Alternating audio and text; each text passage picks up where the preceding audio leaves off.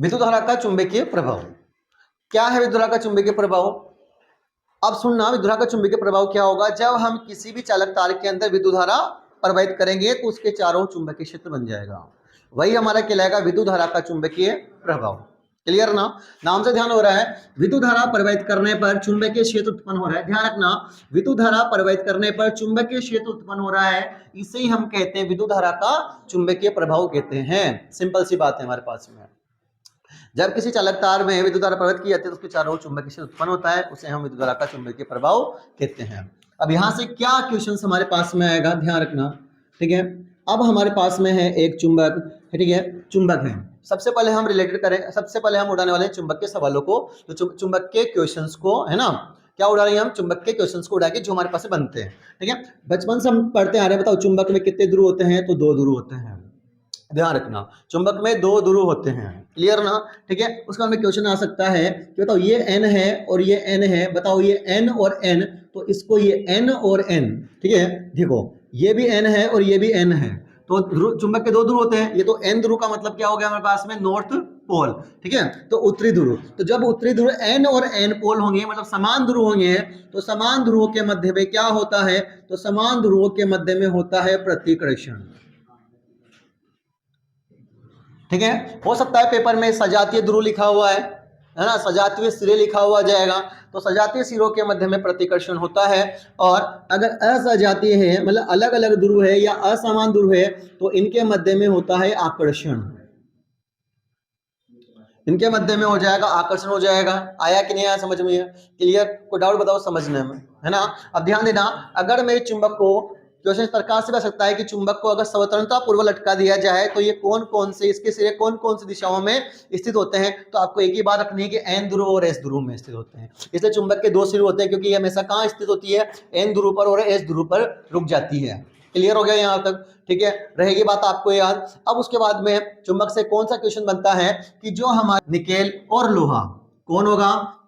हाँ, cobalt, nickel और जो लोहा होगा, उनके अंदर चुंबकत्व के गुण या चुंबक की तरह व्यवहार करेंगे। क्लियर? कोई डाउट बताओ यहाँ तक समझने में? चुंबक क्या क्या बताया मैंने, बताओ। चुंबक के कितने ध्रुव होते हैं? 2 ध्रुव होते हैं। चुंबक के समान ध्रुव के मध्य में प्रतिकर्षण होता है, जबकि चुंबक के असमान ध्रुव के मध्य में आकर्षण होता है, ठीक है। कौन कौन सी धातु के अंदर चुंबक के गुण पाए जाते हैं? तो लोहा, कोबाल्ट और निकेल के अंदर चुंबकत्व के गुण पाए जाते हैं। यहां से फिर क्वेश्चन बनता है कि जब हम विद्युत चुंबक लेते हैं तो विद्युत चुंबक बनाने में किसका यूज करते हैं हम? तो विद्युत चुंबक बनाने के लिए हम लोहे की क्रोड लेते हैं। किसकी क्रोड लेंगे हम? लोहे की क्रोड लेंगे। फिर ध्यान देना, अब जो स्थायी जो चुंबक होती है, स्थायी चुंबक, स्थायी चुंबक का मतलब होता है परमानेंट मैग्नेट। तो स्थायी चुंबक बनाने के लिए हम यूज करते हैं स्टील का। किसका यूज करेंगे हम? स्टील का यूज करते हैं। ध्यान रखना इस बात को। इसमें वो बनेगा चुंबकीय क्षेत्र रेखाओं की विशेषताएं। सबसे इंपॉर्टेंट है हमारे पास में चुंबकीय क्षेत्र की विशेषताएं।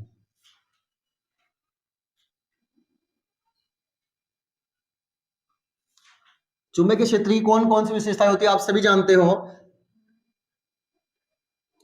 हमने ये एन पोल लिया और एस पोल लिया एन एस।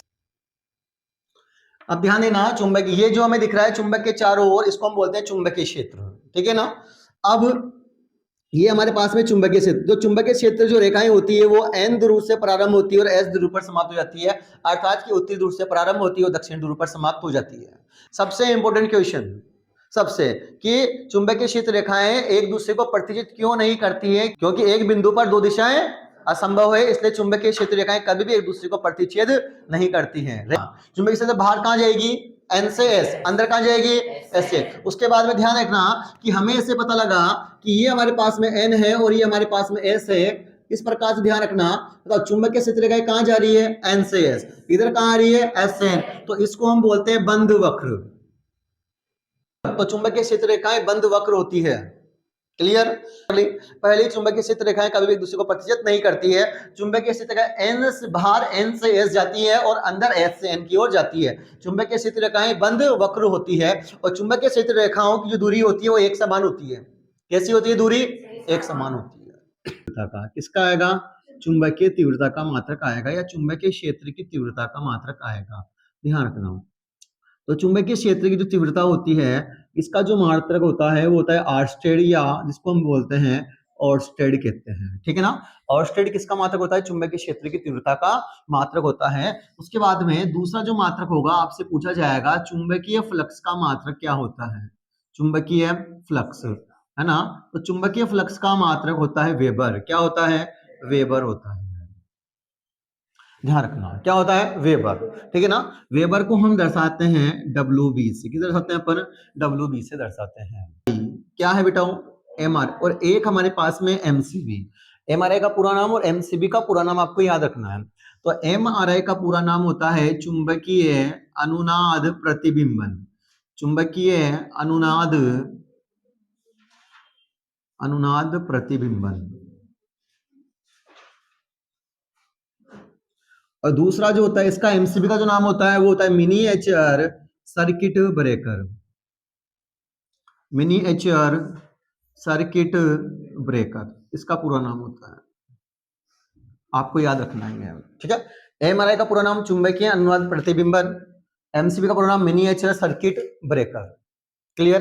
देखो, है ना, विद्युत धारा के चुंबकीय प्रभाव पर आधारित उपकरण कौन कौन से हमारे होंगे? सबसे पहले जब आप एग्जाम हॉल में बैठोगे तो आपके ऊपर लगा हुआ होगा पंखा, जिसको हम बोलते हैं विद्युत पंखा। क्या बोलते हैं उसे हम? विद्युत पंखा। ध्यान रखना। क्या होगा? Loud speaker. फिर आएगा यहाँ पर आपके पास माइक्रोफोन। क्या आ जाएगा? माइक्रोफोन आ गया, माइक्रोफोन। फिर आपके बाद में पास में आएगा विद्युत मोटर। क्या आएगा? विद्युत मोटर। फिर आएगा हमारे पास में विद्युत जनित्र। क्या आ जाएगा? विद्युत जनित्र, ठीक है। ये विद्युत धारा के चुंबकीय प्रभाव पर आधारित उपकरण, विद्युत पंखा, लाउड स्पीकर, माइक्रोफोन, विद्युत मोटर, विद्युत जनरेटर। लघु पतन को क्या कहते हैं? हम शॉर्ट सर्किट कहते हैं। ध्यान रखना, अगर ये भूल जाओ तो ये ध्यान रखना, आप शॉर्ट सर्किट कहते हैं। अब शॉर्ट सर्किट कब होगा? तो है ना, विद्युत धारा में दो तार होते हैं, एक फेज तार होता है और एक न्यूट्रल तार होता है। फेज तार का जो कलर होता है वो होता है लाल, और न्यूट्रल जो तार होता है इसका कलर होता है काला। ध्यान रखना, ठीक है ना। जब फेज तार और न्यूट्रल तार आपस में भिड़ जाते हैं या आपस में ये जुड़ जाते हैं, उस कंडीशन को हम कहते हैं शॉर्ट सर्किट। उस कंडीशन को हम कहते हैं शॉर्ट सर्किट। आगे बात समझ में क्लियर है? जब फेज तार और न्यूट्रल तार आपस में मिल जाते हैं तो उस कंडीशन को हम शॉर्ट सर्किट कहते हैं। शॉर्ट सर्किट में धारा का मान अनंत हो जाता है, मतलब कि बहुत अधिक हो जाता है। धारा का मान बहुत अधिक हो जाता है, रहेगा ध्यान, ठीक है ना। और यहाँ पर जो प्रतिरोध का मान होता है वो 0 हो जाता है। कितना हो जाता है? 0 हो जाता है। रहेगी बात ध्यान आपको? क्लियर है? बताओ, लघु पतन क्या है? शॉर्ट सर्किट कब होता है? जब फेज तार और न्यूट्रल तार आपस में मिल जाते हैं तो लघु पतन होता है। लघु पतन की स्थिति में धारा का मान बहुत अधिक हो जाता है, प्रतिरोध का मान 0 हो जाता है। फेज तार लाल कलर का होता है, न्यूट्रल तार, सॉरी, फेज तार लाल कलर का होता है, न्यूट्रल तार काले कलर का होता है। एक और तार होता है हमारे पास में, कौन सा होता है? Earth wire. क्या होता है? अर्थ वायर, अर्थिंग वायर, है ना, जिसका कलर कैसा होता है? हरा होता है। कैसा होता है बेटा? वो हरा होता है। रहेगा यार, ठीक है। आया कि नहीं आया समझ में? दूसरी बात ध्यान देना, फेज तार, यहां समझना, फेज तार और न्यूट्रल तार के मध्य में कितने वोल्ट का विभवांतर होता है? तो फेज तार और न्यूट्रल तार के बीच में 220 वोल्ट का विभवांतर होता है। फेज तार और न्यूट्रल तार के बीच में 220 वोल्ट का विभवांतर होता है। शिफा दीदी, रहेगा ना याद आपको? ईएमएफ का नाम ध्यान रखना है, तो इसका पूरा नाम होता है इलेक्ट्रोमोटिव फोर्स। अंग्रेजी में हम इसको बोलते हैं इलेक्ट्रोमोटिव फोर्स, ठीक है।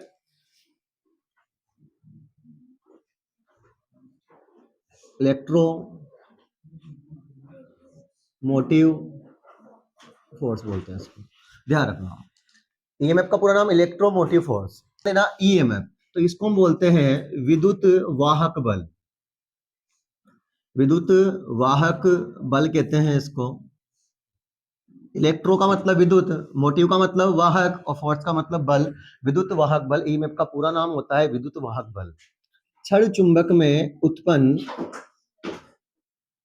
चुंबकीय क्षेत्र, क्षण चुंबक में उत्पन्न चुंबकीय क्षेत्र और परिनालिका में उत्पन्न चुंबकीय क्षेत्र, ठीक है। या क्या पूछ ले? विद्युत चुंबक। क्या पूछ ले? विद्युत चुंबक, है ना। विद्युत चुंबक में उत्पन्न चुंबकीय क्षेत्र सब क्या होंगे, एक दूसरे के इक्वल टू, सब एक दूसरे के क्या हो जाएंगे, इक्वल टू हो जाएंगे। आगे समझ में, क्लियर ना, खत्म है ये कॉन्सेप्ट। इसकी विशेषता कहाँ लिखनी है, चुंबकीय क्षेत्र के बारे में, इसकी ही यहां पर लिखनी है, बस यही कहीं लिखना है। एन से एस कभी भी एक दूसरे को प्रतिच्छेद नहीं करती है, बंद वक्र होती है, क्लियर, समांतर होती है, समान दूरी होती है, ये कई सारे के सारे कॉन्सेप्ट यहाँ पर आएंगे, जिसमें ये चालक में उत्पन्न चुंबकीय क्षेत्र किस प्रकार का होता है। तो यहां से पहली बात आपको ध्यान रखनी है कि चुंबकीय क्षेत्र जो होता है वो होता है वृत्ताकार। कैसा होगा, वृत्ताकार होगा, क्लियर ना, सीधे समझ में, सीधा धारा चालक तार है, इसमें धारा उत्पन्न करेंगे तो क्या उत्पन्न होगा, चुंबकीय क्षेत्र, और चुंबकीय क्षेत्र कैसा होगा, वृत्ताकार होगा। कैसा होगा, वृत्ताकार होगा।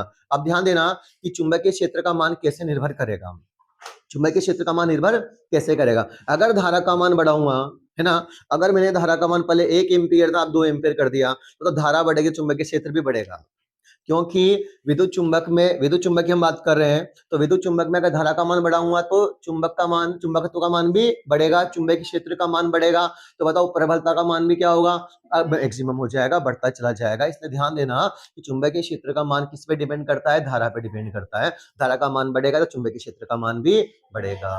ठीक है, अगर मैं इसकी लंबाई बढ़ा दूं, चालक तार की मैं लंबाई बढ़ा दूंगा, तो चुंबकीय क्षेत्र बढ़ेगा कि नहीं बढ़ेगा, है ना। अब बताओ कैसे है ना। अब निर्भर, ध्यान देना, चुंबकीय क्षेत्र की निर्भरता, है ना, चुंबकीय क्षेत्र की निर्भरता कैसे निर्भर करती है।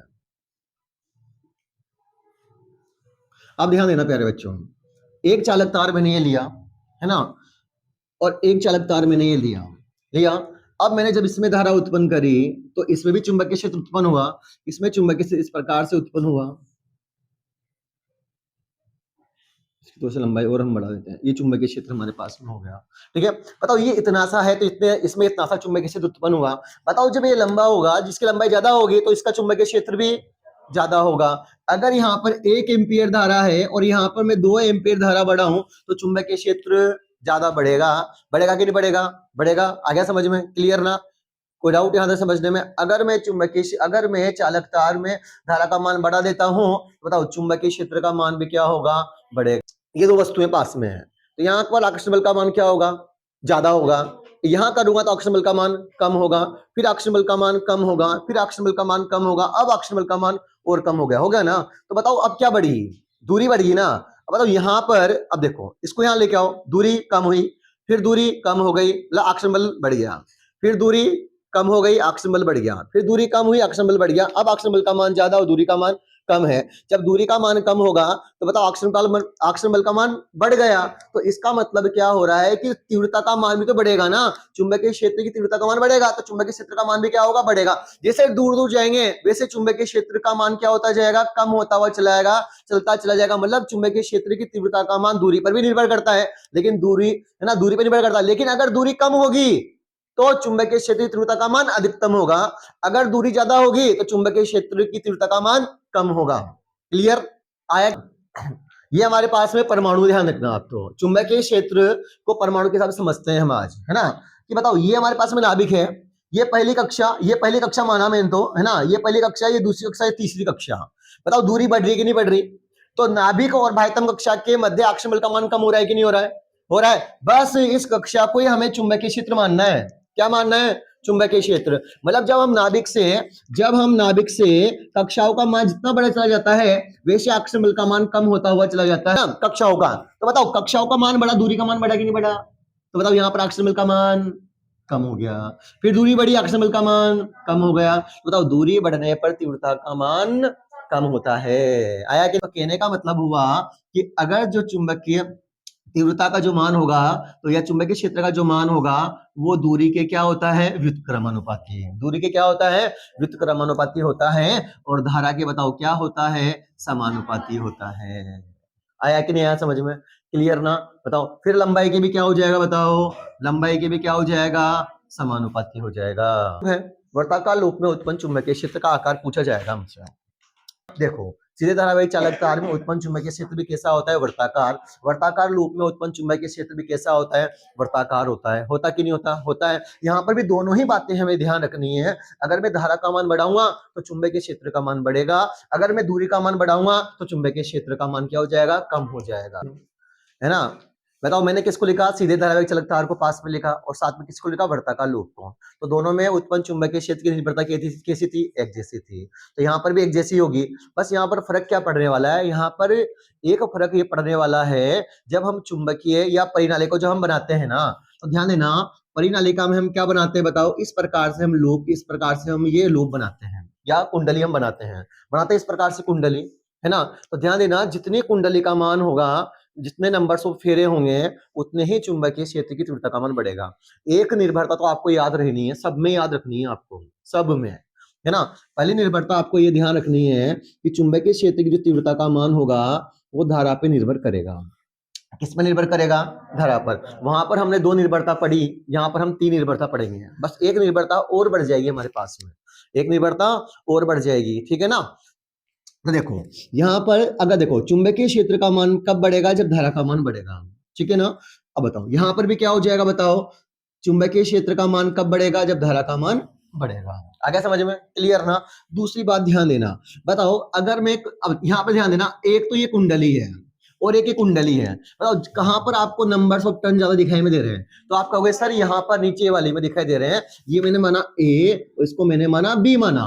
तो आपको समझ में आएगा सर कि ना बी वाली जो है ना, ए और बी है, दोनों में नंबर्स ऑफ टर्न्स कहां पर ज्यादा है? तो बी वाली में है ना। तो मैक्सिमम जो चुंबकीय क्षेत्र उत्पन्न होगा वो कहां पर होगा? बी वाली में होगा। तो कहने का मतलब ये पता लगा कि अगर नंबर्स ऑफ टर्न बढ़ा दूं मैं, इसका मतलब होता है फेरों की संख्या। क्या होता है नंबर्स ऑफ टर्न का मतलब? फेरों की संख्या। अगर फेरों की संख्या बढ़ा दूं तो बताओ क्या हो जाएगा? चुंबकीय क्षेत्र का मान भी क्या हो जाएगा? बढ़ जाएगा। क्या समझ में? क्लियर ना। तो चुंबकीय क्षेत्र का मान भी क्या हो जाएगा बच्चों? बढ़ जाएगा, फेरों की संख्या। क्लियर? कोई डाउट यहां तक समझने में? ठीक, बताओ यहां पर भी क्या होगा? यहां पर भी होगा कि अगर मैं फेरों की संख्या बढ़ा दूं तो चुंबकीय क्षेत्र का मान भी क्या हो जाएगा?